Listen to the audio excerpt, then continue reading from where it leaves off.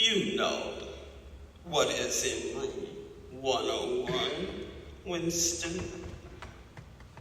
Everyone knows what is in room 101. He raised a finger to the man in the white coat. Evidently, the session was at an end. A needle jerked into Winston's arm. He sank almost instantly into a deep sleep.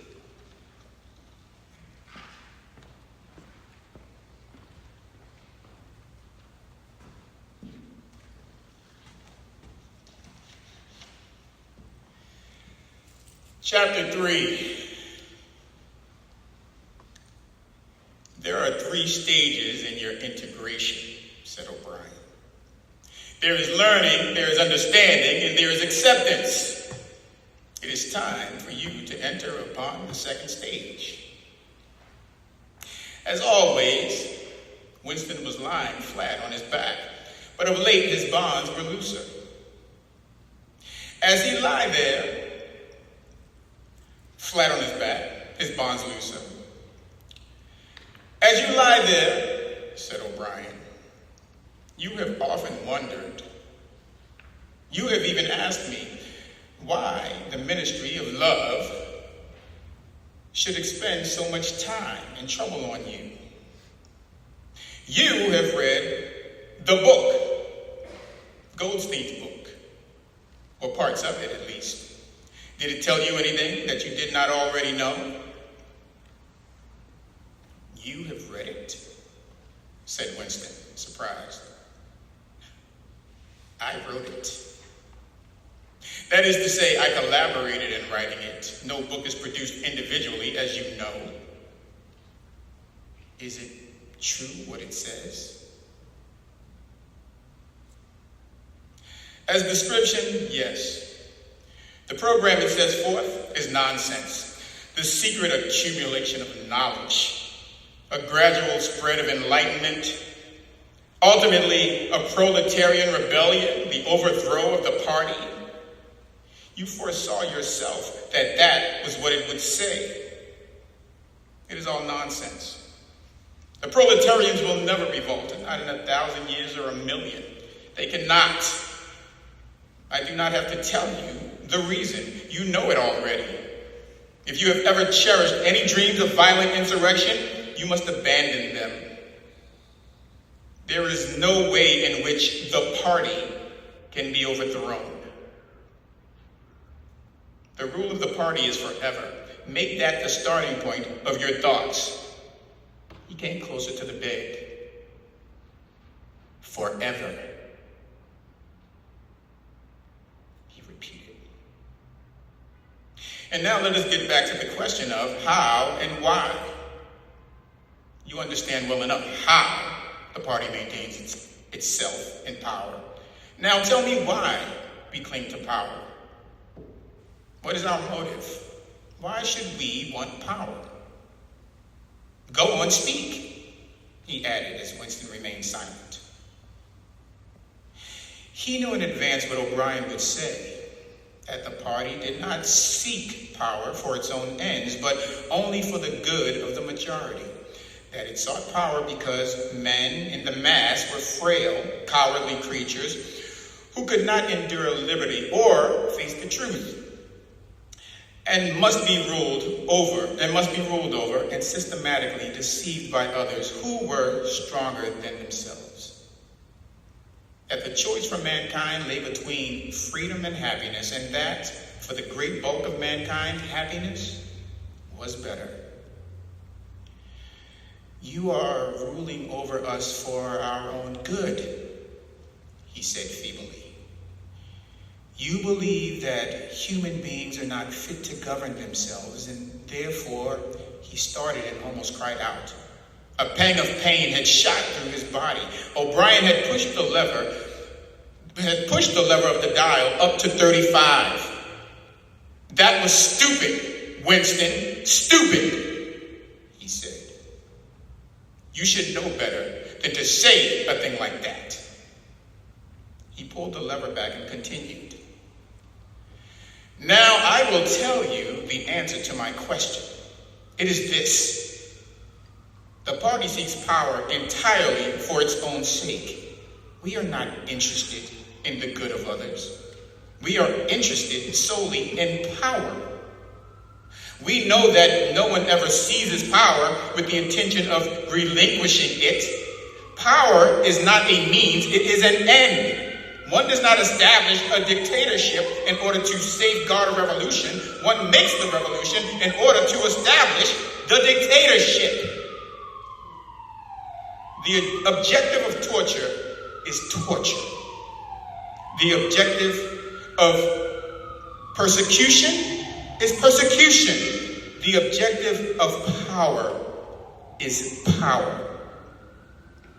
Now, do you begin to understand me?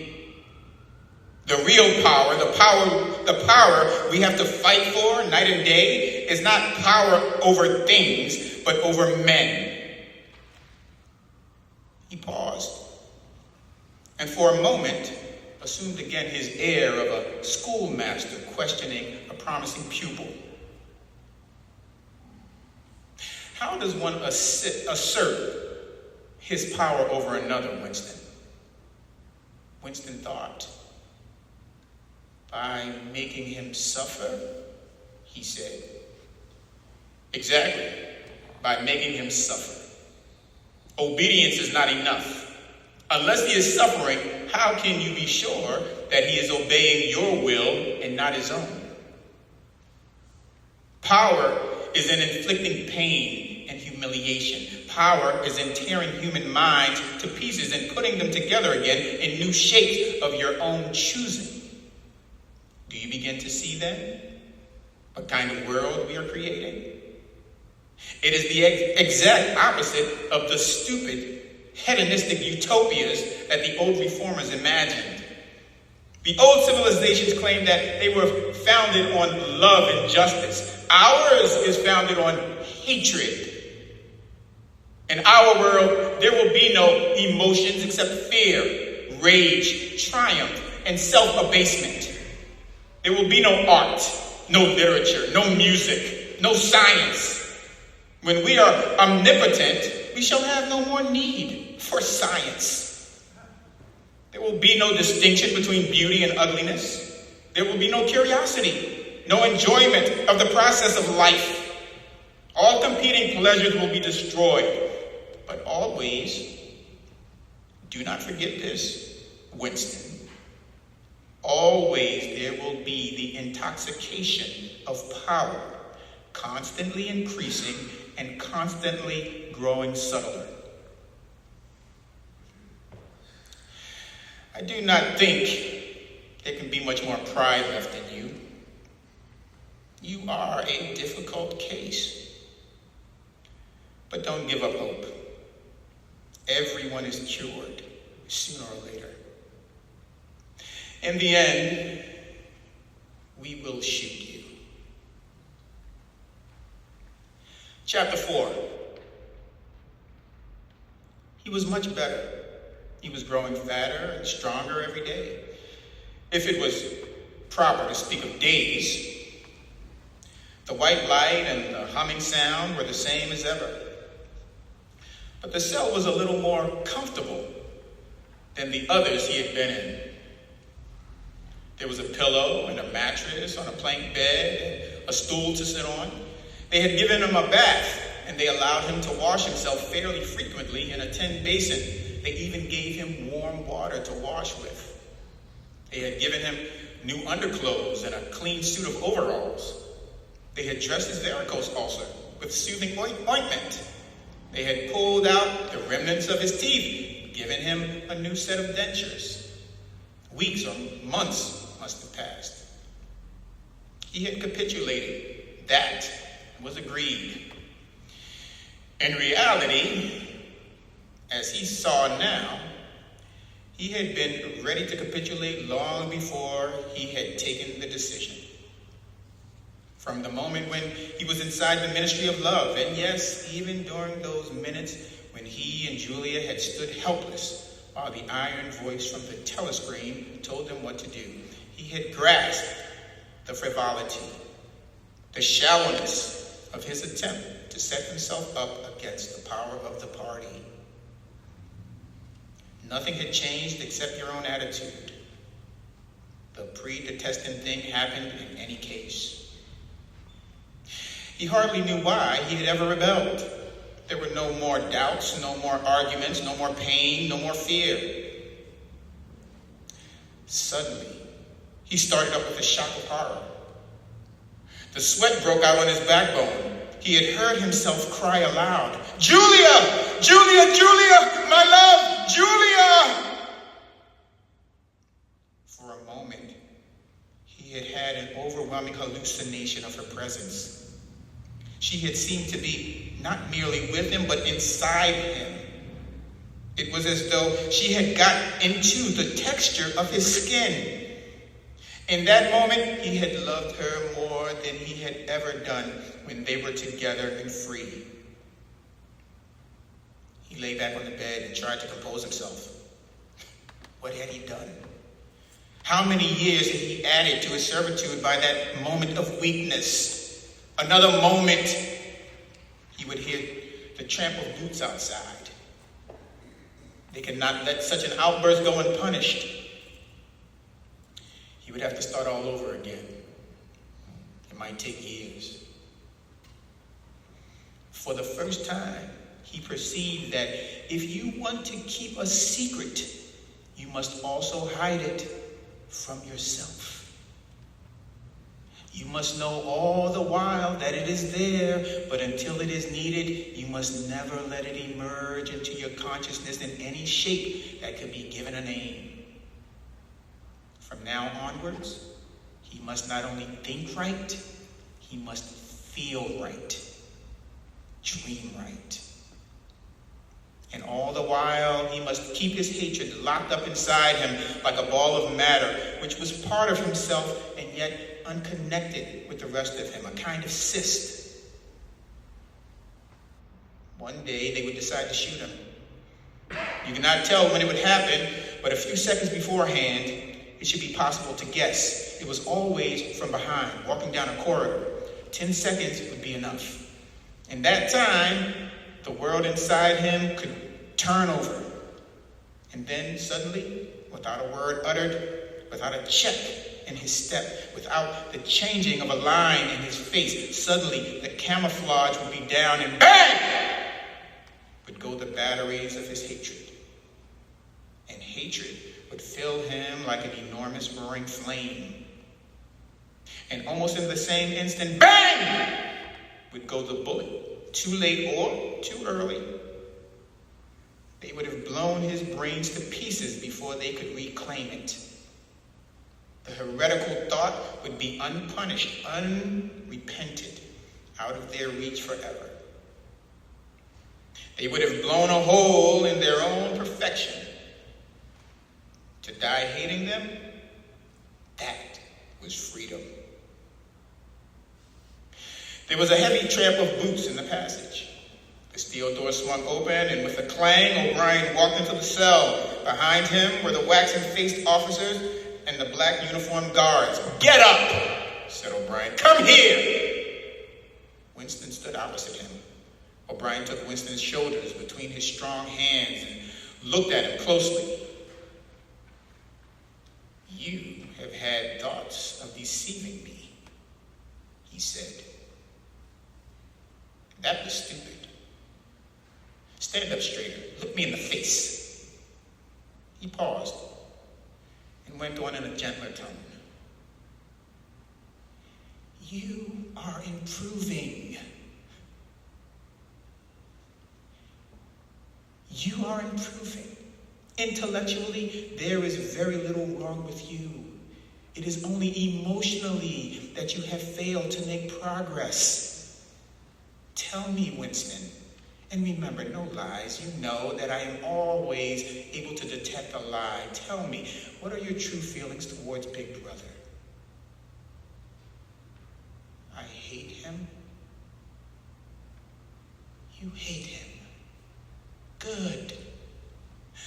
the time has come for you to take the last step. You must love Big Brother. It is not enough to obey him. You must love him. He released Winston with a little push towards the guards. Room 101, he said.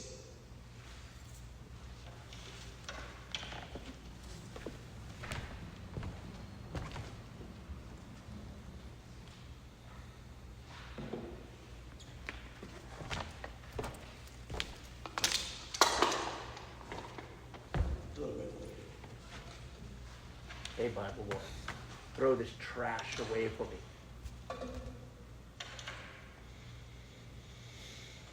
Chapter 5. Got it?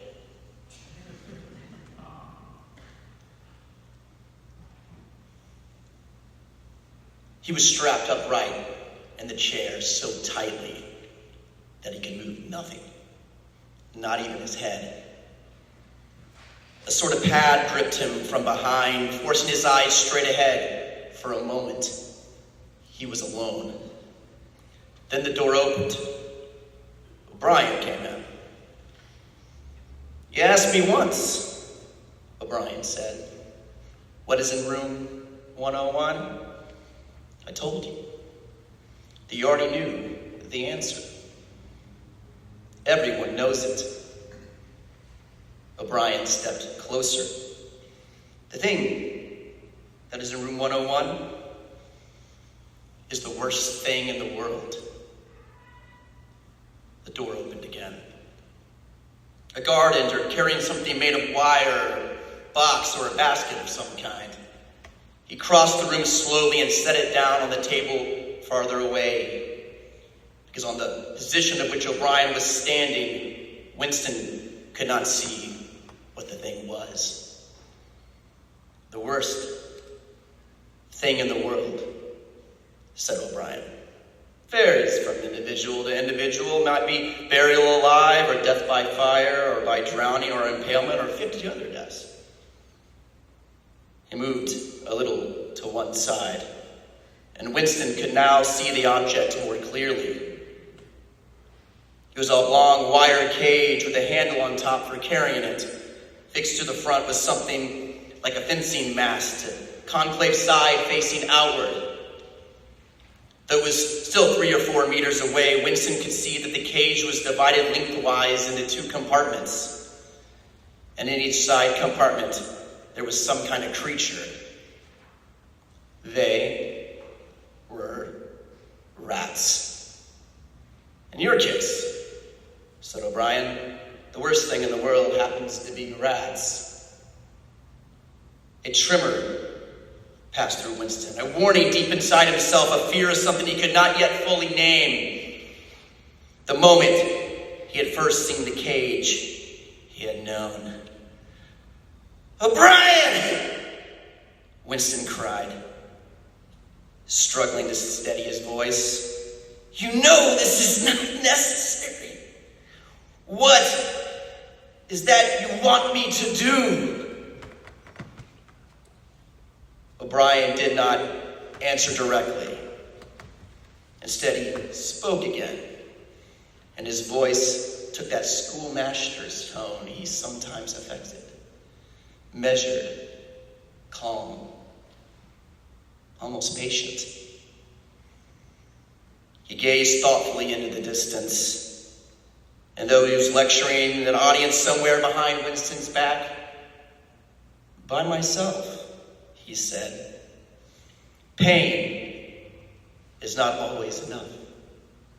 There are occasions when a human being will stand out against pain, even to the point of death." O'Brien's voice remained calm, clinical, but for everyone, there is something unendurable, something that cannot even be contemplated. He let the words hang in the air. It's the same with the rats. For you, they are unendurable. There are from a pressure that you cannot withstand even if you wish to. He looked directly at Winston. You will do what is required of you. But what is it? Winston cried. What is it? How can I do it if I don't know what it is? Without answering, O'Brien picked up the cage and carried it to the near table. He set it down carefully on the beige cloth, and once there came an outburst of squeals from the inside. The sound seemed distant to Winston, though it was happening far away. The rats were fighting, scratching, throwing themselves against the partition, trying to reach for one another. Then Winston heard a low groan of despair, and that sound too seemed to come from somewhere outside himself. O'Brien lifted the cage again, and as he did, he pressed something on it, a sharp click. Winston exploded into panic. He struggled wildly, frantically trying to tear himself free from the chair, but the straps held. The cage was closer now, closer, closing in. Winston heard a succession of shrill cries that seemed to be sounding in the air above his head, but still he fought against the panic, furious to think, even if there was 1 second left, to think was the only hope. Then suddenly, a foul, musty odor of the brutes filled his nostrils. The violent waves of nausea twisted through him. He nearly lost consciousness. For one instant, he was no longer human, only a screaming animal. Then somehow, he emerged from the blackness clutching at a single idea, one idea, the only possible way to save himself. He must place another human being between himself and the rats. The body of another human being. The circle of the mask was large enough now to shut everything else out. Nothing remained except the cage. Again, the black panic seized him. He was blind, helpless, mindless. The mask was closing over his face, closer, closer. The wire brushed against his cheek. And then, no, not relief. Only hope. A tiny fragment of hope. Too late, perhaps. Far too late. But suddenly, with terrible clarity, he understood. In all the world, there was only one person onto whom he could transfer this punishment. One body he could thrust between himself and the rats. And now he was shouting, frantically, desperately, over and over again. Do it to Julia! Do it to Julia! Not me! Julia! I don't care what you do to her! Not me! Julia! Not me!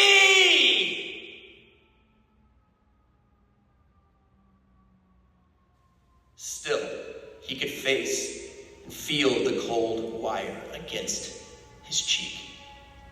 But through the darkness that swallowed him whole, he heard another metallic click.